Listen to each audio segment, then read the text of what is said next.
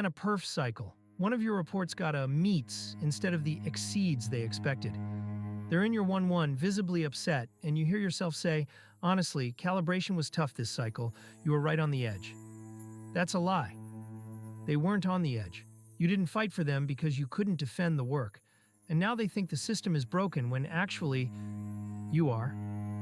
This is the Kim Scott radical candor quadrant most engineering managers get stuck in.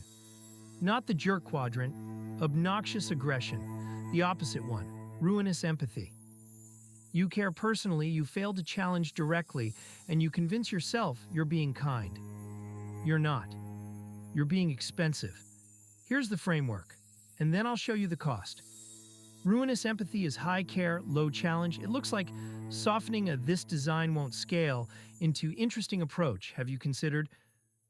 It looks like writing developing on a perf doc when you mean underperforming. It looks like an L5 who's been an L5 for 4 years because nobody ever told them why they're not L6. Now the cost. 3 failure modes, all of them compounding.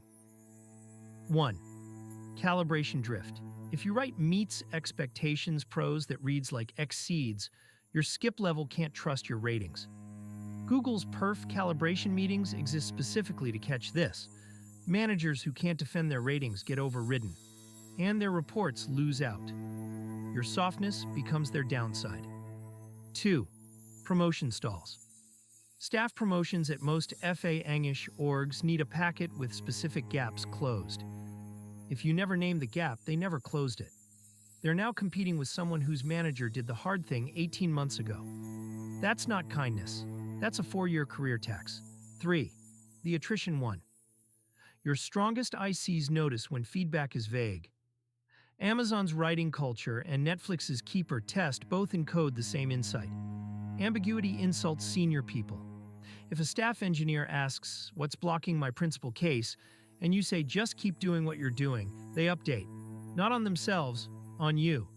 And then they take a recruiter call. So, what does direct actually sound like?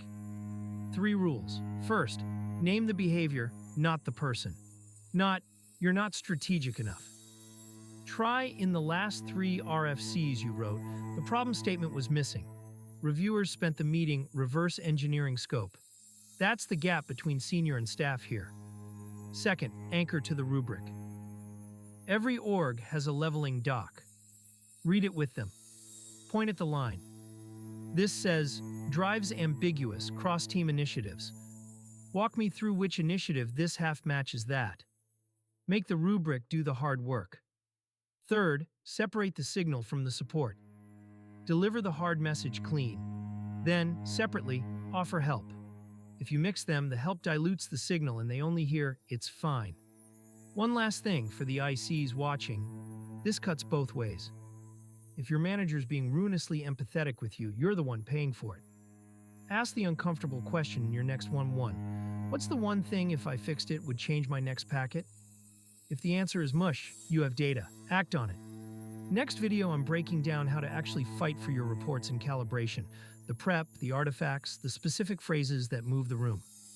If you want the perf review language swap sheet from earlier in this video, it's in the description.